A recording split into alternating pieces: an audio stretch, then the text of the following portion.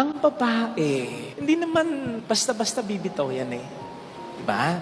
Ibang magtiis ang mga babae kesa sa atin. Iba yung tolerance nila sa pain.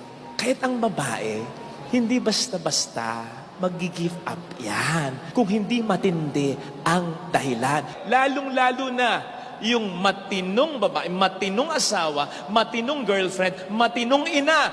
Hindi basta-basta mag-give up yan. O mag-give up man yan, matagal nang lumalaban yan, napagod na lang. Kaya nga may kasabihan tayo, kapag ang babae ang umayaw, ayawan na talaga.